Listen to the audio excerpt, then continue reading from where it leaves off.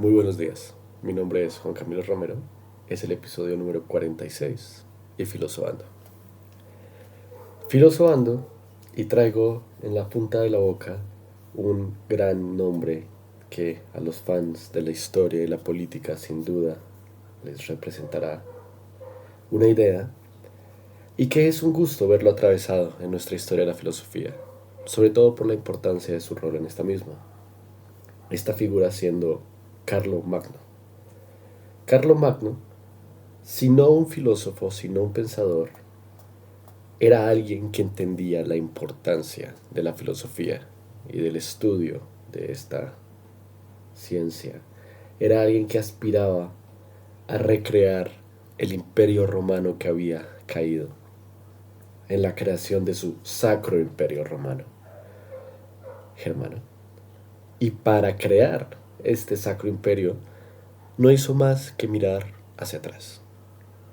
Se basaría en los clásicos y se inspiraría en ellos para formar su pequeño nuevo proyecto de nación y de cultura europea. Y es por eso que esta pequeña época entre la Edad Media y el Renacimiento con R mayúscula es considerado el Renacimiento carolingio. Y dentro de este renacimiento, por supuesto que hubo un renacimiento filosófico también. Este movimiento en la parte de la filosofía se enfocó en dos grandes cosas. Uno, en el movimiento gramatical y literario, que se dedicó a detener la corrupción del latín con el retorno a sus autores clásicos, a rendir culto al libro de la biblioteca, a revivir esa figura que tenían previamente y que se perdió a principios de esta era, y la organización de escuelas públicas con gran nivel académico que se estarían retomando en Occidente. Se intentaba regresar a la grandeza de Grecia y de Roma, y aunque era un movimiento eminentemente aristocrático y restringido, es un movimiento que comenzó a popularizar, a democratizar el conocimiento un poco. Ya no estaba cerrado únicamente el aprendizaje a aquellos que se iban a dedicar a la vida en el monasterio y que iban a aprender directamente detrás de las paredes de la iglesia. Ahora ya se podía acudir a la iglesia como externo y escuchar estos grandes conocimientos, entender a estos grandes pensadores cuyas ideas Carlomagno consideraba eran ideales para implementarse dentro de su propia nación. Ahora, la segunda mitad de este movimiento sería en la gran convocatoria de grandes pensadores que llevaría a cabo Carlomagno. Carlomagno crearía un grupo de personalidades en Aquisgrán, en Aachen, en Alemania, y ahí constituiría una auténtica academia literaria, donde su fin era la investigación, distanciándose un poco de la escuela tradicional, y mucho la lectura de los autores y los versos clásicos y latinos. Principalmente se dice que la escuela, que ahora en adelante será conocida como la escuela palatina, este nombre derivándose del latín para palacio, ya que la escuela estaba dentro del mismo palacio de Carlomagno. Esta escuela palatina sería organizada principalmente por dos pensadores irlandeses convocados por Carlomagno, uno llamado Clemente y el otro llamado Dungel el Recluso. Y aquí vamos a comenzar a ver una cosa muy interesante de la escuela de Carlomagno y también un pequeño iniciar del sincretismo filosófico. Y es que en todos los episodios que hemos hecho del Occidente, principalmente nos hemos enfocado en los pensadores latinos, háblese de Roma, los pensadores griegos y los pensadores del inicio de Asia, un poquito lo que es Israel, lo que es Palestina, lo que es... van a demonetizar este video por decir ahorita esos nombres seguidos. Lo que es las escuelas de Siria, pero no hemos tenido mucha influencia anglosajona. Pero por supuesto, dentro de su proyecto de nación y su proyecto de creación de cultura del Sacro Imperio Romano Germánico, la influencia anglosajona era indiscutible. Carlomagno tomó grandes pensadores de las Islas Británicas, grandes pensadores de la tierra alemana, y los comenzó a incorporar al movimiento. La existencia de la cultura anglosajona de origen latino a lo mejor era algo que parecía contradictorio al principio. Bien fueron los bárbaros los que acabaron con el imperio romano original. Pero esto muestra también un poquito la capacidad de Carlomagno de entender que sí, a lo mejor el hegemón cultural era Roma y a lo mejor el gran referente de pensamiento y de movimientos era Roma y él está aspirando a regresar a Roma, pero eso no significa que los bárbaros fueran realmente, pues eso, ¿no? Bárbaros. O sea, los bárbaros bien podrían ser un pequeño grupo paralelo que se desarrolló a su propia manera, con sus propias influencias y sus propias prioridades, y eso llevó a que tuvieran la fuerza de derrocar al Imperio Romano en su momento más débil. Y si eso es cierto, algo tenían que aportar al pensamiento. Claro, también hay que recordar que los grandes pensadores anglosajones de esta época también eran pensadores que habían estudiado en Roma y en Atenas y en París y que habían podido juntar conocimientos a lo mejor no autóctonos de su cultura, pero no por eso menos valiosos. Entonces sí, este es el momento en el que nuestra gran sopa filosófica vamos a comenzar a incluir pensadores alemanes e ingleses. Pero para no hablar de términos que a lo mejor sean acrónicos, vamos a referirnos a ellos como anglosajones. Y el primero de estos anglosajones de los cuales vamos a hablar, aunque muy brevemente porque su influencia fue más administrativa que intelectual, sería el pensador anglosajón llamado Alcuino, nacido en el año 735. Alcuino es conocido como el artífice del movimiento cultural carolingio y el principal representante de la primera generación de la escuela palatina. Él era el brazo derecho en cuanto a la política cultural de Carlomagno y había sido un estudiante de la escuela benedictina de York, estamos en las Islas Inglesas. Fue llamado en el año 782 a la corte de Carlomagno y desde ahí se le sentó como rector de la escuela palatina, donde estaría durante 8 años. El principal trabajo de Alcuino, aparte de su política cultural y de enseñar, fue organizar la biblioteca Carlomagno en su palacio de Aquisgrán. Gran parte de la idea que tenía Carlomagno como buen autócrata era recrear la biblioteca de Alejandría en su palacio. Y aunque a lo mejor nunca llegaron a este grado, sin duda crearon un excelente proyecto de acumulación de conocimiento que no se puede despreciar por su influencia hoy en día. Es imposible determinar con exactitud cuántos, pero sin duda muchos de los trabajos que hoy podemos disfrutar es gracias a estos proyectos de biblioteca. Su filosofía no tenía mucha profundidad, o más bien no era muy atrevida. Sus principales obras están condensadas en su carta de Animae Rationae, básicamente el animal racional, una referencia a la filosofía clásica de Aristóteles. Y aquí una pequeña frase del que podemos leer, solo para no quedarnos sin nada de su conocimiento. El alma es como una reina en su palacio, donde posee un trono sublime desde el cual vigila y manda con autoridad. Entre los funcionarios de su corte hay tres personajes que se destacan especialmente, tres dignidades cuyo rol no es solo el de documentar a la reina, sino que también tienen cierto poder. Estas tres dignidades, siguiendo San Agustín, son la expresión de la Trinidad en el hombre. Y hasta aquí vamos a llegar con Alcuino. Les digo que es un pensador corto, pero no por eso menos importante. Similar a él, vamos ahora con Rabano Mauro. Rabano Mauro, si Alcaíno fue perdón, si Alcuino fue el representante de la primera generación de la escuela palatina, Rábano Mauro sería el gran representante de la segunda generación de la escuela palatina. Él es considerado el primer maestro de Alemania. Era un monje benedictino, era un fuerte amante de la figura de la cruz y era un apostáltico activo.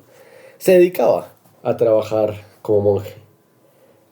Fue discípulo de Alcuino, siguiendo la tradición. Un poco de su vida: nació en Maguncia, fue abad de la abadía, básicamente un cargo administrativo bastante valioso, y obispo de Magenza. Moriría en el año 856. Y su gran rol en esta escuela fue el de transmisor de la cultura latina. Él no solo era un educador, sino que era un fuerte enciclopedista. Antes del enciclopedismo, básicamente se sentaba a escribir todo. Todo lo que se tuviera, todo lo que se escuchara, todo lo que se conociera, era registrado por parte de la escuela palatina de la mano de Rábano Mauro. En algún momento, durante estas dos primeras generaciones, se comenzaría a escribir con caligrafía clara y redonda, que era más fácil de recrear y más fácil de leer. Hago énfasis en esto para comenzar a hablar de la diversificación del conocimiento. El conocimiento se comenzaba a escribir de tal forma que no era algo sagrado e inalcanzable. Era algo que todos podían acudir a él. Bueno, todos siendo hombres no esclavos de la época, pero es un avance. Inclusive se puede comenzar a ver desde aquí la influencia de las acciones que tendría años después Martín Lutero. Ahora, antes de entrar como tal en el gran pensador de la escuela palatina, de la época carolingia, me gustaría resumir los grandes o los principales rasgos de la época carolingia en la cual la cultura era dictada por Carlomagno. Hay un esfuerzo muy fuerte por enlazarse con un pasado lejano. Como todo renacimiento, buscan ver para atrás y, viendo en lo que había atrás, planear hacia adelante. Es por eso que en política la prioridad era restaurar el imperio. En temas de fe se quiere volver a encontrar la antigua iglesia, la iglesia de San Bonifacio, para continuar con la misión de la salvación y la restauración. No hay que olvidar que Carlomagno era un ferviente cristiano. En el orden intelectual se quiere aprender de nuevo las lenguas y los estilos clásicos. Piensen ahorita, el latín es una lengua muerta para nosotros. Imagínense cómo hubiera sido si hace 16 siglos esta gente no se hubiera sentado a revivirla. Podría ser algo casi que un mito urbano hoy en día para nosotros. Se busca básicamente extraer lo mejor de los libros, tan comunes o raros como fueran. Básicamente fue un pequeño paréntesis filosófico dentro de la Edad Media, donde se hizo el esfuerzo de juntar el conocimiento lo más posible. Y es por eso que, si ustedes recuerdan, hace como 20 episodios, yo me puse un poco firme en la idea de que me molesta el término de la Edad Media. La idea de que la Edad Media es un tiempo de oscuridad desperdiciado. Porque verdaderamente no lo fue. Claro, se ve en comparación un poco pequeño si lo ves con sus dos vecinos, la era clásica, helenística y el Renacimiento. Pero es un poco injusto decir que la Edad Media, estos 1000 años, entre los cuales estuvo San Agustín, estuvo Boecio, está Carlomagno, pensarlo como un hoyo intelectual donde el conocimiento murió. Todo lo contrario. Fue un momento donde el conocimiento intentó morir y no lo logró. Bueno, ahora vamos a ver un pensamiento en forma de esta época.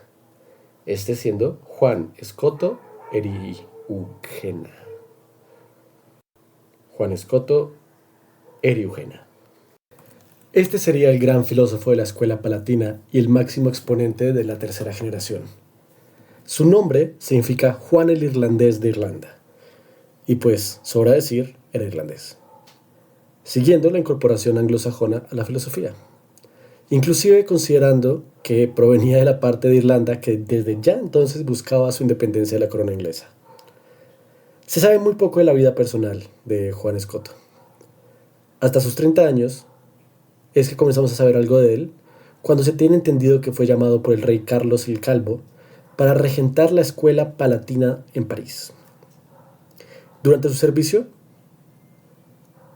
Carlos le pediría que escribiera su trabajo conocido como Divina Praedestinatione, donde hablaba de la idea de que Dios no podía prever los pecados o preparar de antemano los castigos. Él comentaba que el pecado y la pena, en realidad, la pena del pecado, es decir, el castigo, en realidad no existían, sino que era una consecuencia lógica de la idea cristiana del mal.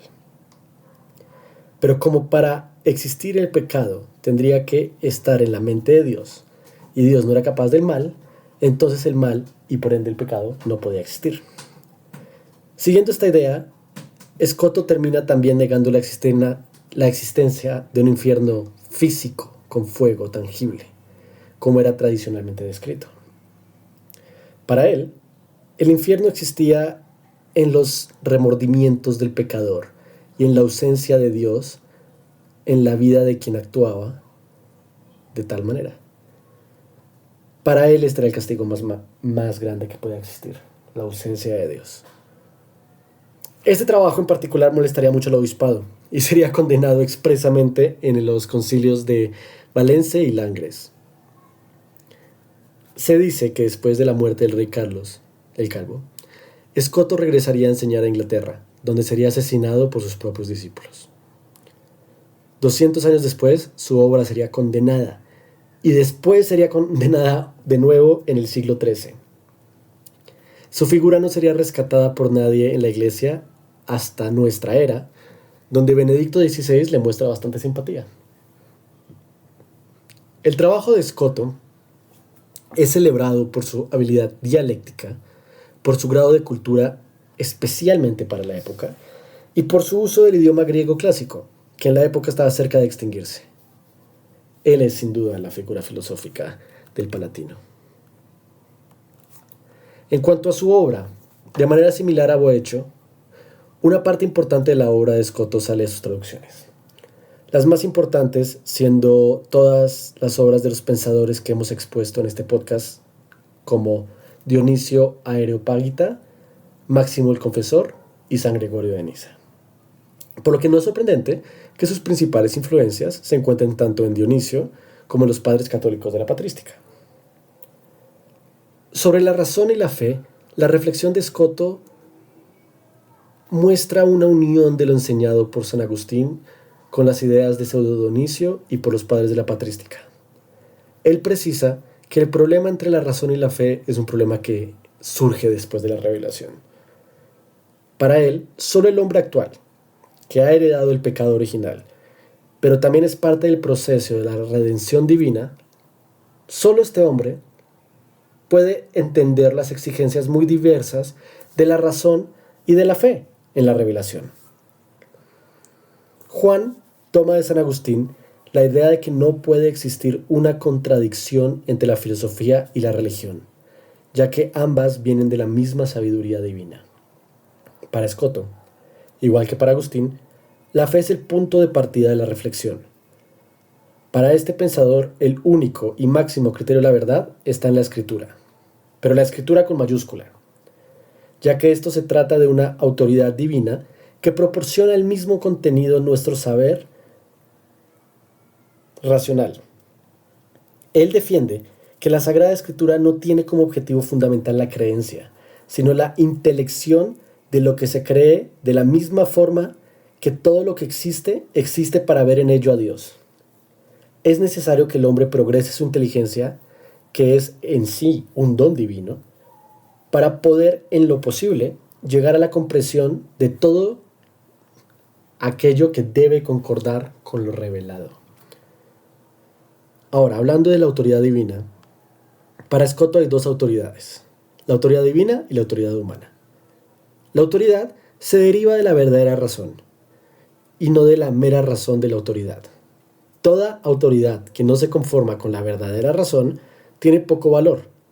La verdadera autoridad es la que procede de la verdadera razón. El problema no se ubica dentro del dogma revelado, sino en la interpretación que los seres humanos hacen sobre él. Es en Escoto donde reaparece la problemática entre la razón y la fe, como llegó a existir en los padres griegos, con la diferencia que estos no tenían la base filosófica con la cual Juan Escoto se defiende. Él era un auténtico creyente y admitía la verdad revelada y la autoridad en principio de los padres, salvo en algunos aspectos puntuales. Él consideraba fuertemente que la fe y la razón son fuentes válidas del conocimiento. No se oponen, ambos son dones que vienen directamente de Dios. Pero entonces, ¿cuál es la relación entre la fe y la razón? Desde los orígenes del tiempo, Dios creó al hombre dotado de razón, con capacidad para conocer a Dios. El pecado original debilitó y oscureció la mente humana, dificultando el conocimiento de Dios, y Dios se compadeció. Y remedió la insuficiencia de la razón humana mediante las dos etapas de la revelación, que no son más que el Antiguo y el Nuevo Testamento. Es decir, la revelación y el conocimiento a través de la fe es superior a todo que prevalece sobre la razón y la filosofía. Pero la razón no se puede anular. Esta debe emplearse para penetrar las verdaderas verdades admitidas por la fe. De hecho, para Escoto, la fe se convierte en la mayor condición del buen desenvolvimiento de la inteligencia. Esto se puede ver en su frase famosa de "si no crees, no entenderás". La fe alcanza lo que la inteligencia busca antes que la inteligencia, pero la inteligencia permite que comprendamos lo que la fe alcanzó antes a través de ella. Es decir, las dos son importantes. Para Juan Escoto, Dios no nos dio la fe para quedarnos en ellas, sino que Dios nos manda a ir más lejos y obliga a complementarlo y a perfeccionarlo con la inteligencia racional y la ciencia, que también son obras de Dios. La fe alcanza entonces su fin solo por el camino de la especulación filosófica. La fe produce una filosofía y la verdadera filosofía prolonga el esfuerzo de la fe.